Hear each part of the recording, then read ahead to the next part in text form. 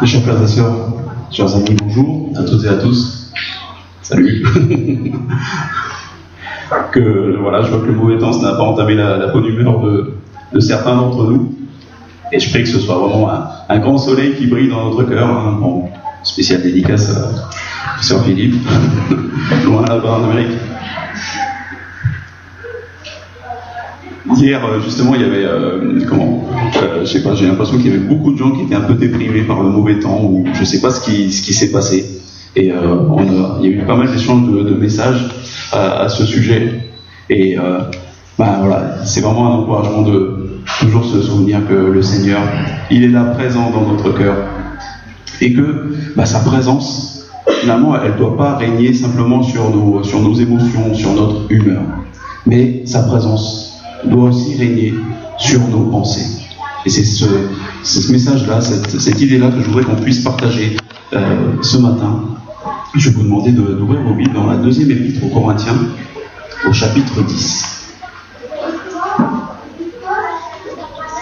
2 Corinthiens, chapitre 10. On va lire les premiers versets.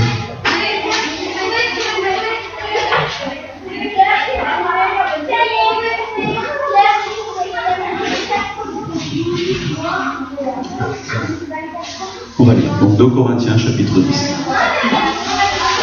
C'est l'apôtre Paul qui parle. Il nous dit: moi, Paul, je vous prie par la douceur et la bonté de Christ, moi humble d'apparence quand je suis au milieu de vous, et plein de hardiesse à votre égard quand je suis éloigné. Je vous prie, lorsque je serai présent, de ne pas me forcer à recourir avec assurance à cette hardiesse, dont je me propose d'user contre quelques-uns qui nous regardent comme marchant selon la chair. Si nous marchons dans la chair, nous ne combattons pas selon la chair, car les armes avec lesquelles nous combattons ne sont pas charnelles, mais elles sont puissantes par la vertu de Dieu pour renverser des forteresses. Nous renversons les raisonnements et toute hauteur qui s'élève contre la connaissance de Dieu, et nous amenons toute pensée captive à l'obéissance de Christ. Ce que je voudrais qu'on puisse partager ce matin, la pensée que je voudrais qu'elle entre vraiment au plus profond de notre cœur et qu'elle change notre vie, c'est que pour avoir une vie vraiment heureuse, parce que c'est ce qu'on cherche tous, je pense, le bonheur, pour avoir une vie délivrée de toutes nos peurs, de tous nos soucis, de tout ce qui nous accable, il faut que nous remportions une victoire sur nos pensées. Et la fin du verset 5, quand l'apôtre dit « Nous amenons toute pensée captive à l'obéissance de Christ ». C'est vraiment je crois, quand j'ai commencé à lire un peu la Bible, il y a 8 ans de ça, maintenant, c'est vraiment ce morceau de verset là, « Amener toute pensée captive à l'obéissance de Christ ». C'est quelque chose qui m'a vraiment marqué. Mais depuis tout ce temps-là, finalement, bien que régulièrement je m'en souvienne, j'ai jamais vraiment cherché à obéir à ce commandement. Et c'est quelque chose, j'en suis sûr, qui est vraiment une clé pour notre vie de tous les jours, pour notre victoire. Vous savez, Dieu est un Dieu de victoire. L'apôtre Paul dit ailleurs que nous sommes plus que vainqueurs par celui qui nous a aimés. Est-ce que vous, j'ai une question, est-ce que vous vivez cette victoire? Ça dépend. On va pas faire un sondage, aujourd'hui c'est un jour de vote, mais on va pas sonder les opinions non plus, non. Mais est-ce que nous vivons vraiment cette victoire? C'est la question que je me pose régulièrement, je devrais me poser tous les jours. Est-ce que je vis vraiment la victoire que Jésus nous a acquise à la croix? Vous savez, il y a 2 semaines de ça, notre pasteur Philippe, juste avant de partir, il a prêché sur la prière, la nécessité de prier sans cesse, de prier vraiment comme un mendiant, de toujours chercher la face du Seigneur. Est-ce que depuis 2 semaines, est-ce que ce qu'il vous a dit, si vous l'avez entendu à ce moment-là, est-ce que ça vous a touché? Est-ce que ça a contribué à changer votre vie? Est-ce que votre attitude par rapport à la prière, par rapport à cette recherche permanente du Seigneur, est-ce que ça a changé? répondez pas tous en même temps. Oui, non, je sais pas, ça dépend. Voilà, c'est pareil. Vous savez, chaque dimanche, on prêche. Je pourrais vous parler par exemple de notre frère Narcisse la semaine dernière qui a parlé sur le pardon. Le pardon, ça aussi, c'est un fruit, ça doit être un fruit de la transformation que le Seigneur opère en nous. Parce que quand on se rend compte que nous ne nous appartenons plus à nous-mêmes, que nous appartenons entièrement au Seigneur, finalement, c'est là qu'on peut pardonner. C'est là qu'on sait que le Seigneur va nous donner la force de pardonner, la force d'abandonner ce que nous croyons être nôtre. Vous voyez, chaque dimanche, et j'espère en tout cas pour ceux qui sont un peu réveillés, qui viennent, il y a une exhortation, il y a quelque chose de la parole qui vous est apporté et qui devrait nous toucher, qui devrait petit à petit changer notre vie. Mais, vous voyez, toutes ces clés, toutes ces armes, et il parle d'armes aussi, l'apôtre Paul, toutes ces transformations, tous ces fruits qui devraient être là dans nos vies, toutes ces armes qu'on devrait utiliser pour acquérir la victoire, il faut, pour pouvoir qu'elles soient vraiment efficaces, pour qu'elles changent vraiment notre vie, il faut que tout ça se soit soumis à nos pensées. Parce que, au bout du compte, c'est ce que nous pensons qui décide de tout ce que nous vivons dans notre vie. Et la première chose que je voudrais qu'on voit, c'est qu'il y a une discipline. Une discipline dans nos vies. Cette discipline, c'est celle vraiment de soumettre nos pensées à la pensée du Seigneur. Je pense que vous connaissez ce verset dans le prophète Ésaïe qui dit, quand Dieu dit « Mes pensées ne sont pas vos pensées ». Il y a une autre manière de le dire quand on dit que les voies du Seigneur sont impénétrables. Je pense que c'est un proverbe, une citation en tout cas qu'on connaît un peu tous. Les voies du Seigneur sont impénétrables. Ça veut dire vraiment que voilà, nous ne pouvons pas comprendre tout ce que Dieu pense, tout ce que Dieu décide, parce que justement, lui a réfléchi avant. Je peux même vous dire qu'il a réfléchi, la Bible dit, de toute éternité, depuis toujours il savait. Donc, nous ne pouvons pas comprendre tout ça, c'est trop complexe. Et surtout, c'est trop pur pour nous. La sainteté de Dieu, c'est quelque chose qu'on ne peut pas comprendre. Mais, malgré tout, le Seigneur nous appelle à le suivre. Et le Seigneur nous appelle ici, tout simplement, pour pouvoir le suivre, à soumettre nos pensées à sa pensée. Cette discipline-là, cette chose cette habitude finalement qui doit rentrer dans nos vies. C'est quelque chose, moi je confesse vraiment, voilà, depuis 8 ans que j'ai entendu ce verset, depuis 8 ans qui m'a vraiment marqué, et que dès le départ je me suis dit, ça c'est quelque chose de vraiment important. Et finalement, je l'ai jamais vraiment fait. Et je sens les conséquences de ça dans ma vie. Je sens les conséquences justement de ne pas avoir mis ma vie en règle avec cette discipline que l'apôtre Paul nous décrit ici très brièvement. Il nous dit que, donc, au verset 4, il dit « Les armes avec lesquelles nous combattons, elles ne sont pas charnelles, mais elles sont puissantes par la vertu de Dieu pour renverser des forteresses. Nous renversons les raisonnements et toute hauteur qui s'élève contre la connaissance de Dieu, et nous amenons toute pensée captive à l'obéissance de Christ. » Amener nos pensées captives à l'obéissance du Seigneur, c'est évidemment par la foi que nous faisons. Notre frère Steve a parlé tout à l'heure du fait que nous étions comme un bateau sur l'océan et qu'il y a une ancre solide qui nous rattache à ce qui est ferme, qui nous empêche de dériver. Cette ancre, voilà, c'est le Seigneur Jésus qui nous l'a pourvu. Et je dirais que finalement, tous les maillons de la chaîne qui nous relie, c'est Jésus qui est venu comme un médiateur entre Dieu, qui lui est ferme, ne bouge pas, c'est le fond de l'océan, et puis nous qui sommes un tout petit bateau qui est ballotté par les vents, par les flots. Et je dirais simplement, pour reprendre l'image, que c'est peut-être notre foi, notre confiance en Dieu, c'est peut-être simplement le dernier maillon de la chaîne. C'est celui qui nous attache au bateau. Et une chaîne, c'est ça. Il suffit qu'il y ait un seul maillon qui soit pas bon, qui soit au bord de casser, pour que finalement toute la chaîne soit rendue inutilisable. Que pour même l'encre, on peut avoir la plus grosse encre du monde, elle sert à rien si la chaîne qui relie le bateau à l'encre a un point faible, un seul point faible. Et c'est ça, je pense, amener nos pensées captives à l'obéissance de Christ. Il suffit qu'à un moment, dans ce que nous pensons, eh bien, on perd le regard sur le Seigneur, finalement, on perd la confiance en Dieu, pour que, la chaîne soit rompue, et pour que le bateau commence à dériver, pour que le bateau commence à être emmené par les flots. Et c'est quelque chose ici, je pense que chaque jour, nous avons besoin de nous assurer que cette chaîne tient bon. Chaque jour, nous avons besoin de vérifier qu'elle est là, et que le dernier maillon, finalement, peut-être le maillon qu'on voit, parce que c'est celui qui sort de l'eau et qui est attaché à notre vie, à notre bateau, c'est à nous simplement de vérifier qu'il est bien, et que s'il y a quelque chose qui ne va pas, il faut de toute façon demander au Seigneur pour qu'il change nos cœurs, pour qu'il renouvelle en nous cette confiance en lui.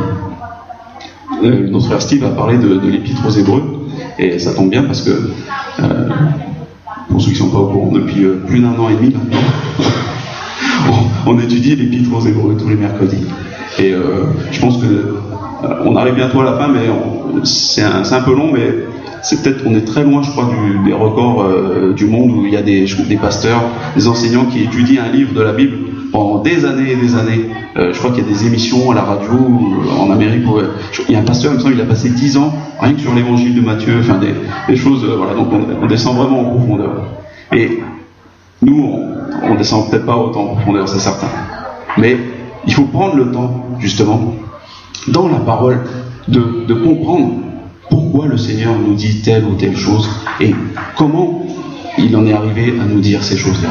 Et justement, dans l'Épître aux Hébreux, au chapitre 12, on nous parle de la foi dans le Seigneur et de l'importance, justement, de ne pas se laisser envahir par nos péchés, par tous nos soucis, qui sont des fardeaux, mais d'avoir les regards, de garder vraiment les yeux fixés sur Jésus. Et là, c'est pareil. Si on regarde à Jésus, mais que tout ce qu'il peut nous dire, tout ce qu'il peut nous transmettre, ça ne vient pas faire taire tout ce qu'il y a dans nos pensées. Finalement, ce n'est qu'un regard, ce n'est qu'une perception, mais cette perception ne change pas nos vies.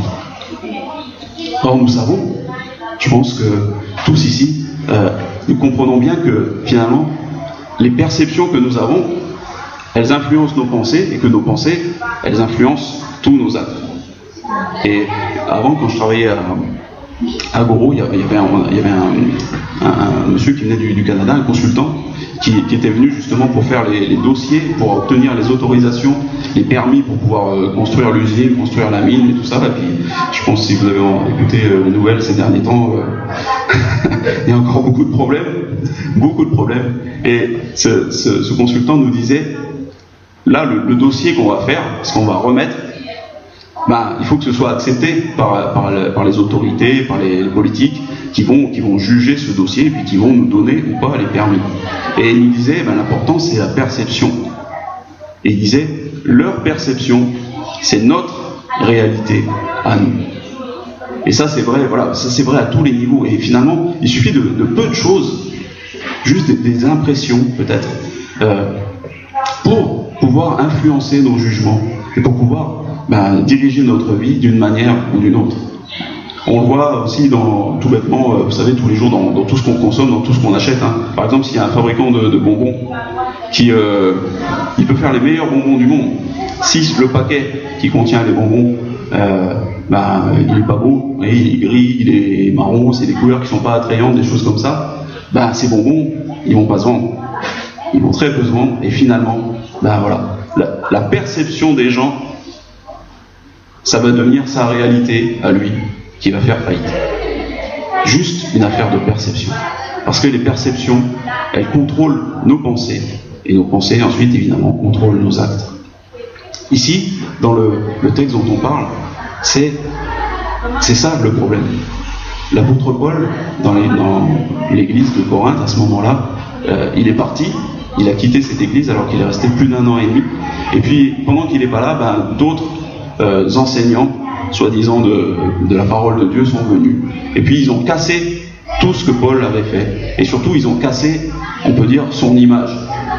Ils ont dit, Paul, c'est pas un véritable enseignant, vous avez bien vu qu'il parle pas bien, qu'il sait pas bien s'exprimer, il sait pas faire de beaux discours. Vous voyez? Donc, en fait, les gens qui avaient été convaincus par la prédication de Paul, qui avaient vraiment donné leur cœur au Seigneur, les gens dans cette église, la grande majorité d'entre eux, finalement, ils se sont laissés prendre par de nouvelles perceptions, par une nouvelle image qu'on leur a donnée.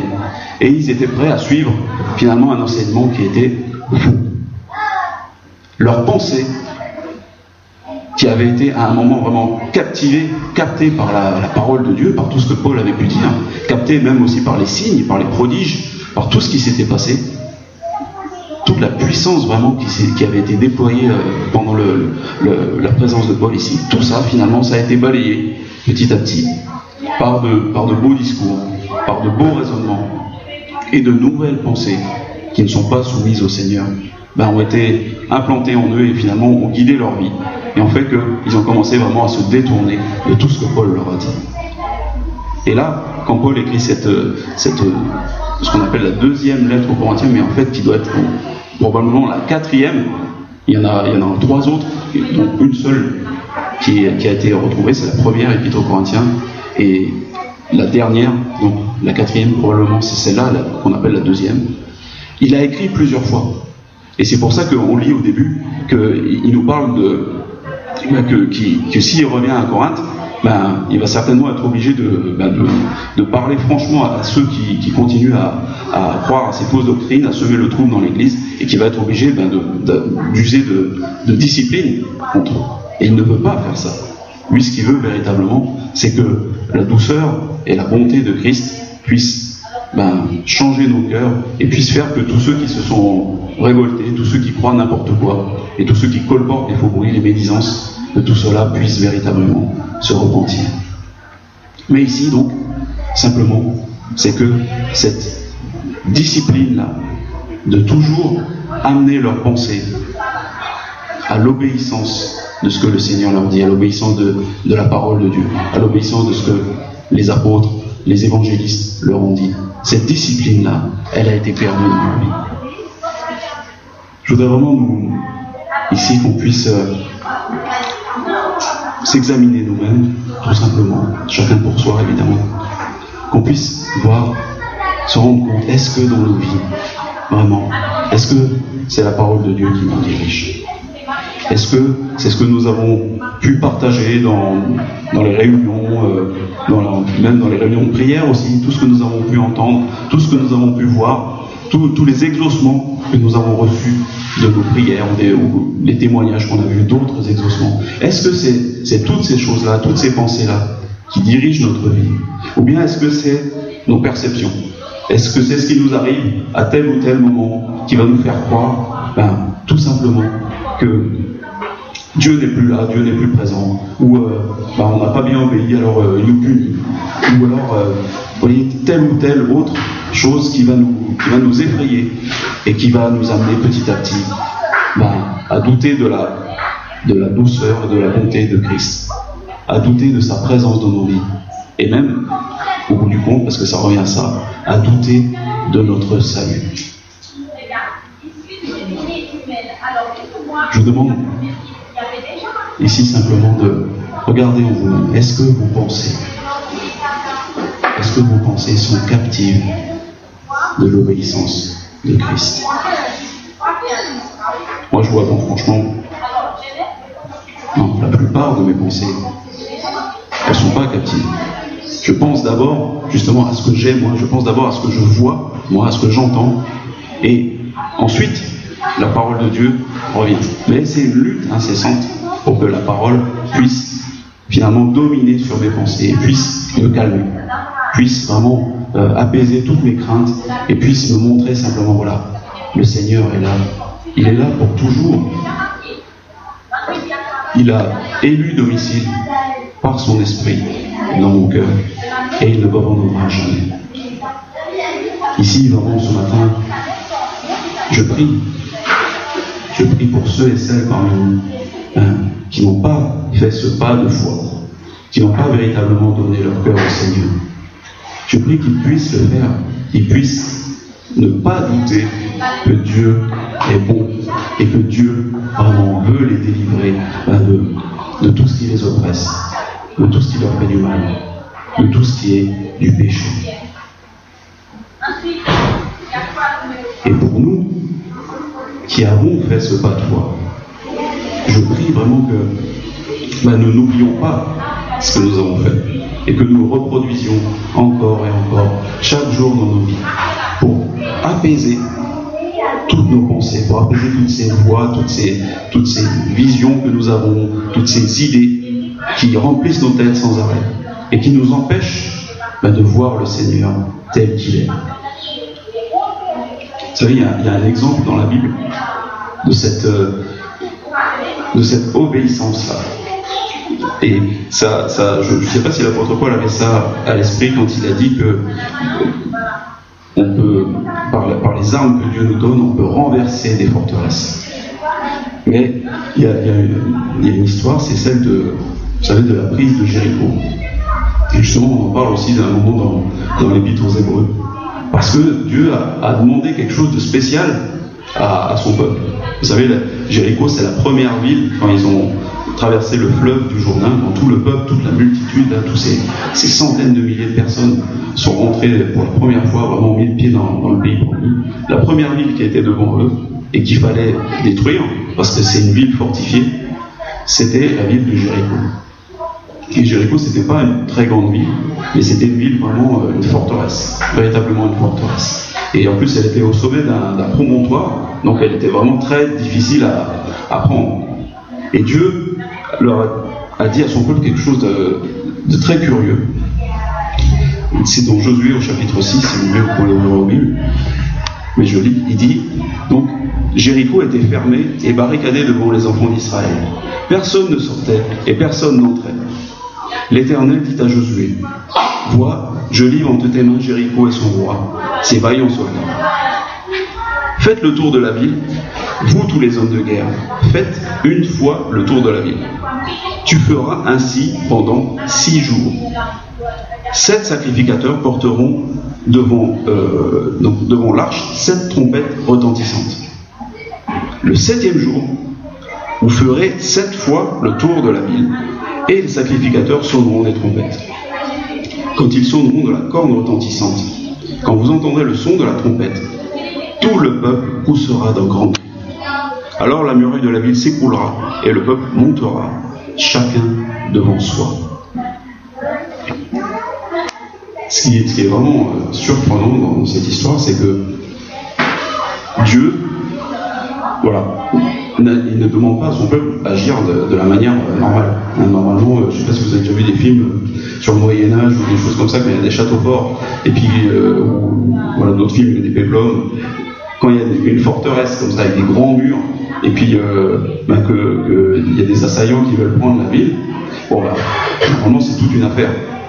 Il y a d'autres histoires comme ça qui sont décrites dans la Bible où justement on voit ce qu'ils devaient faire. Ils devaient construire les assaillants tout autour, des tranchées tout autour de la ville, devaient empêcher que les gens à l'intérieur de la ville puissent sortir ou que des renforts puissent arriver. Donc ils devaient vraiment encercler la ville et ensuite ils devaient abattre des centaines, des milliers d'arbres pour construire tout un tas des échelles, des échafaudages, tout un tas de choses pour pouvoir justement s'approcher des murailles, grimper sur les murailles et puis finalement arriver à conquérir la ville.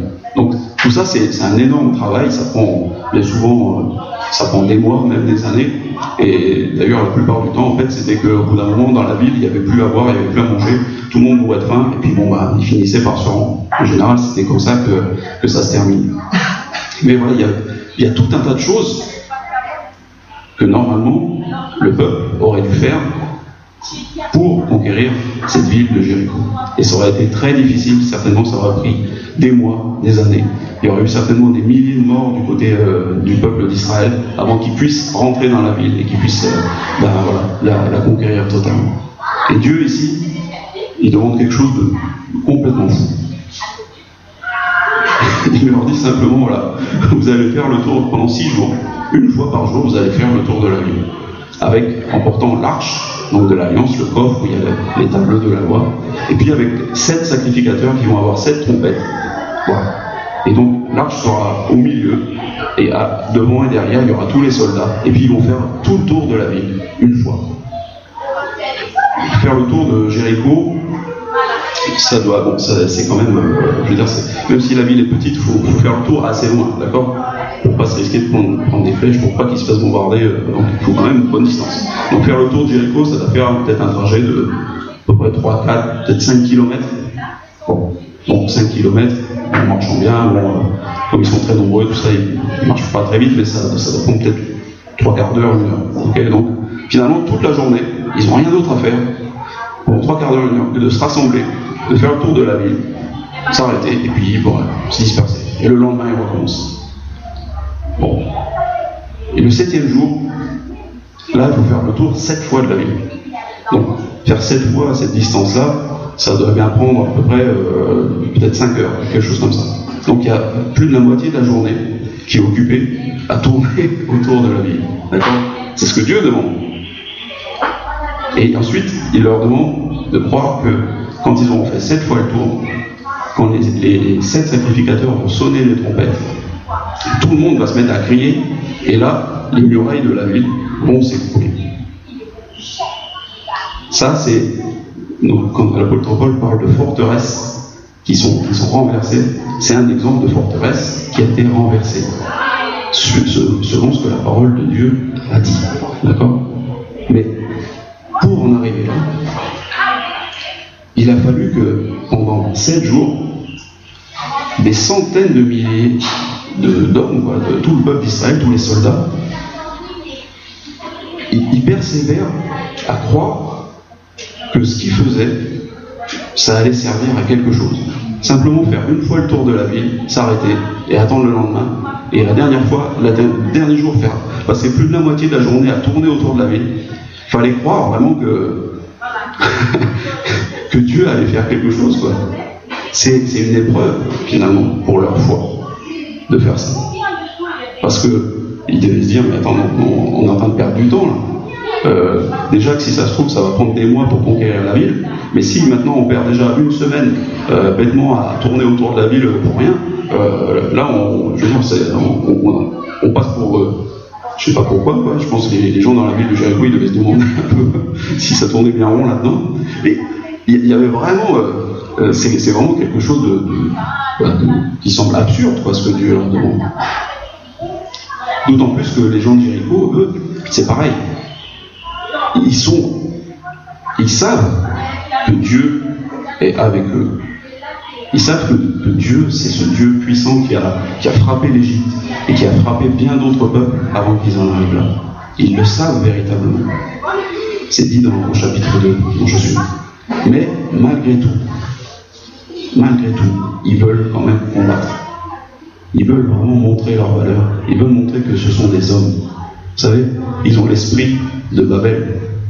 La tour de Babel, c'est là où les hommes se sont rassemblés, ont refusé d'obéir à Dieu, de se disperser sur toute la terre. Ils se sont rassemblés pour grimper vers le ciel, pour se faire véritablement un nom.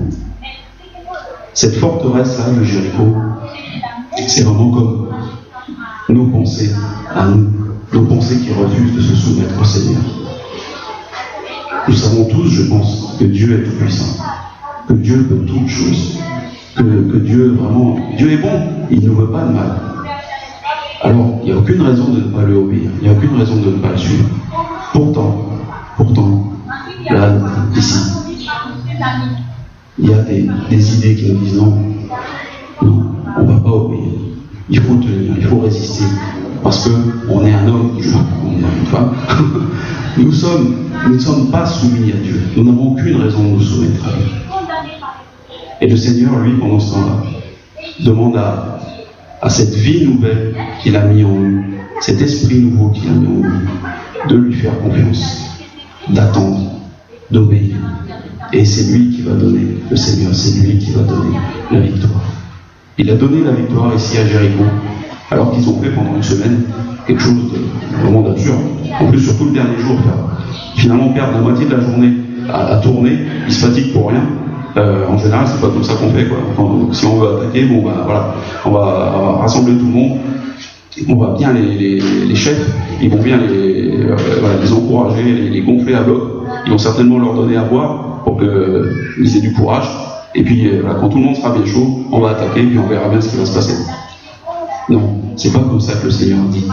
Et c'est pas comme ça qu'ils ont remporté la victoire. Alors nous, dans nos vies, ce matin, le Seigneur nous soumet à cette discipline. Jour après jour, il nous demande de le suivre. Il nous demande de lui faire confiance. De faire confiance que si on lui obéit, il va nous donner la victoire sur toutes ces pensées qui nous obsèdent, sur toutes ces pensées qui nous empêchent d'être en paix. Et finalement sur ces perceptions-là. Je pense qu'on a tous des problèmes, on a tous des craintes. Peut-être on a tous des personnes dans nos vies qui nous font peur, des ennemis, ou des situations que nous redoutons véritablement. Il y en a certains, par exemple, il faut remplir leur feuille d'impôt, c'est un calvaire. Voilà, des choses comme ça. On a tous, chacun à notre manière, quelque chose qui nous fait peur. On a tous une espèce de Jéricho dans notre cœur qui résiste à la volonté de Dieu et qui résiste à ce que nous soyons heureux, à ce que nous soyons dans la paix. Le Seigneur nous appelle tous sans exception, à croire que lui va nous donner la victoire et à ne pas écouter toutes les pensées que nous avons, à ne pas nous laisser impressionner par toutes les perceptions que nous avons, par toutes ces choses que nous voyons, par ce que les uns et les autres peuvent nous dire. Ce combat-là, ce combat permanent, là, il est remporté quand nous savons, quand nous sommes sûrs et certains que le salut que Jésus a gagné pour nous à la croix, ce salut, nous ne le perdrons jamais. Vous savez, quand l'apôtre Paul ici, il parle des armes que le Seigneur nous donne, au verset 4, il dit « Les armes avec lesquelles nous combattons ne sont pas charnelles ».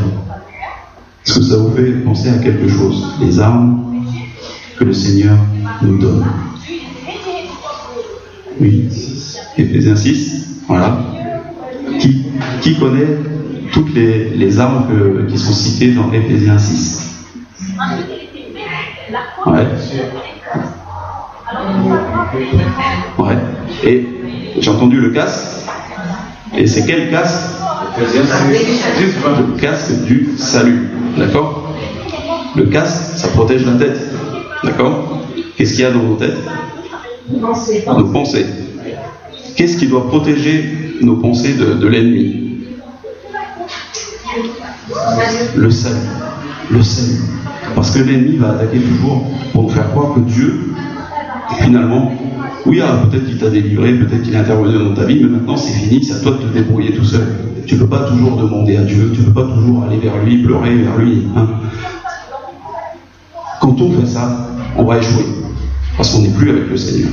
Et quand on va échouer, l'ennemi va venir nous dire, tu vois, t'es pas capable, alors c'est bon, laisse tomber, arrête toutes ces histoires avec Dieu, et puis voilà, vis ta vie tout simplement, et voilà, tout se passera bien. En faisant ça, petit à petit, il va nous amener à douter finalement du fait que nous sommes vraiment sauvés. Parce que petit à petit, il va nous dire, mais tu vois, tu n'es pas devenu plus saint, tu n'es pas devenu meilleur que ce que tu étais avant. Tu vois, tu as beau faire tous tes efforts pour plaire à Dieu, ça ne marche pas. Alors, c'est ça, petit à petit.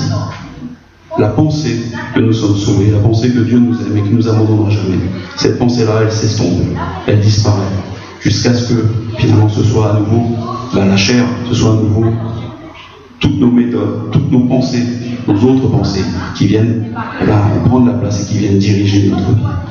Le casque du salut, c'est ça qui doit protéger nos pensées et qui doit les amener justement à faire confiance au Seigneur et à obéir au Seigneur.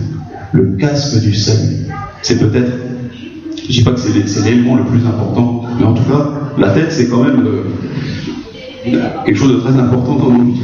Vous savez, mon grand-père, en France, il a fait la Deuxième Guerre mondiale, et chez lui, il avait un vieux casque, c'était un casque probablement américain, et il était un peu rouillé, mais il était encore en bon état, sauf que dans ce casque, il y avait un gros trou. À un endroit ici, là, sur le côté, il y avait un gros trou, on pouvait passer le doigt dedans. Et on voyait bien que le trou, il avait été fait par une balle. Je ne sais pas s'il y avait une tête dans ce casque, au moment où la balle est rentrée dedans. Mais On se dit, mais finalement, après tout, ça sert à quoi de porter un casque si les balles arrivent quand même à passer au travers, quoi. C'est lourd. On se dit, autant le laisser tomber et puis continuer comme ça. Mais je pense que le casque que le Seigneur nous donne, lui, est capable de résister à tout.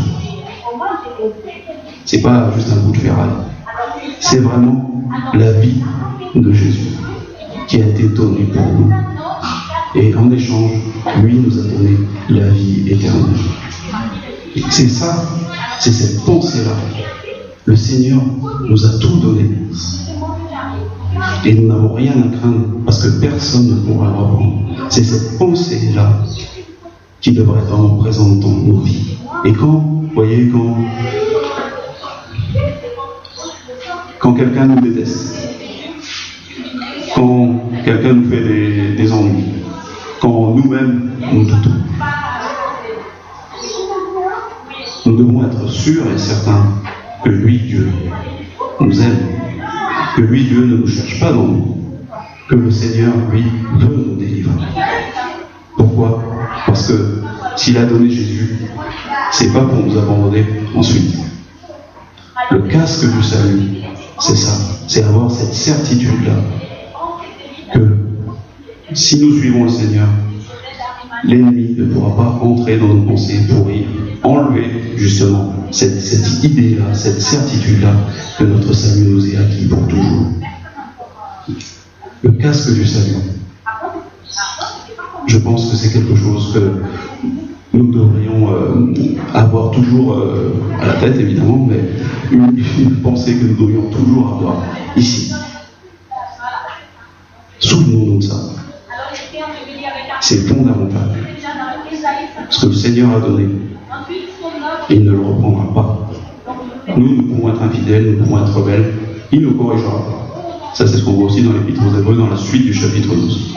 Il nous corrigera pour nous ramener dans le droit chemin. Mais il ne nous abandonnera pas. Et ici, ce que l'apôtre Paul dit, c'est ça l'enjeu. C'est que tous ces gens dans cette église de Corinthe, s'ils croient ce que racontent tous ces faux docteurs, ils vont perdre la certitude de leur salut. Et ils vont à nouveau vivre par la chair. Et ce qu'ils vont faire, c'est que, déjà, ils n'auront aucun bonheur, aucune joie. Et qu'en plus, personne ne sera attiré par leur témoignage, puisque leur témoignage montrera que finalement, ils vivent comme n'importe qui d'autre. Aujourd'hui, je voudrais qu'on puisse prendre conscience de ça, cette discipline-là, de soumettre nos pensées au Seigneur, de véritablement chercher à se remplir de sa parole et à ne pas douter qu'elle est vraie. Cette pensée que le salut, on a été sauvé une fois pour toutes, parce que Jésus est mort une fois pour toutes, et qu'il est ressuscité une fois pour toutes, que cette pensée-là, elle puisse toujours nous encourager. Et quand nous avons peur, quand nous sommes dans le doute, qu'on puisse s'accrocher à cette pensée. Le salut, c'est pas quelque chose qui va venir plus tard. C'est quelque chose qui est maintenant actif dans nos vies. Cette pensée-là, l'assurance de notre salut, c'est celle qui doit nous permettre d'affronter notre patron quand il y a un problème, d'affronter dans notre famille, quand il y a des soucis avec nos enfants, avec nos conjoints, avec nos parents. C'est cette pensée-là qui doit vraiment nous fortifier, nous faire comprendre que avec Christ, ici dans notre cœur, finalement, nous sommes invulnérables. Rien ne peut nous détruire. Ni les mauvaises paroles, ni la malhonnêteté, ni les mauvaises actions. Et même pas finalement, même pas notre propre péché. Le Seigneur sera vainqueur de toutes choses, pourvu que nous vivons simplement. Et pourvu que nos perceptions ne dominent pas sur ce que nous savons. Pour sûr, c'est que c'est la vérité. La vérité. La venue de Jésus, sa mort pour nous, sa résurrection pour nous, c'est cette vérité-là qui change véritablement nos vies. C'est une prière. Mais Seigneur notre Dieu, voilà, tu vois toute chose qui nous fait peur, toute chose qui nous accable, toute chose qui nous décourage, Seigneur. Seigneur mon Dieu, je te remets nos cœurs. Montre-nous véritablement, ouvre-nous les yeux pour que nous sachions, nous soyons sûrs et certains que toutes ces choses n'ont plus aucun pouvoir pour nous, pourvu qu'on ait donné notre cœur au Seigneur, pourvu qu'on ait cru que Jésus est véritablement mort pour nous, qu'il est véritablement ressuscité pour nous, qu'il intercède pour nous à chaque instant. Seigneur, donne-nous cette conviction-là, et que cette conviction-là puisse faire taire toutes nos pensées. Que cette conviction, ce soit une arme, Seigneur, une arme puissante, qui nous protège et qui nous délivre de l'ennemi, qui nous délivre de nous-mêmes. Tu vois, Seigneur, comme c'est difficile chaque jour, on doit recommencer. Chaque jour, on doit refaire ce pas de foi, avoir cette confiance-là. Parce que chaque jour, les tentations reviennent, les épreuves reviennent, les souffrances reviennent. Mon Dieu, tu vois, on n'est rien sans toi. Mais tout simplement, on veut croire que nous sommes délivrés dès maintenant et pour toujours. Et que simplement, voilà, si nous faisons taire toutes nos pensées et que nous les soumettons à ta parole, que nous les soumettons à ta volonté, Seigneur, que toi tu vas nous conduire dans la justice, tu vas nous conduire dans la paix et tu vas nous conduire dans la joie. Tu as dit, Seigneur Jésus, tu as dit que tu nous donnes ta joie pour qu'elle soit parfaite, pour qu'elle soit complète, et que tu nous donnes aussi ta paix de même pour qu'elle soit complète. Alors c'est ce que nous voulons bien. Viens-nous en aide, Seigneur. Viens-nous en aide pour que nous puissions te soumettre nos pensées. Voilà, au nom de Jésus, on te remet nos cœurs et nos pensées. Et on te remet la suite de ce moment.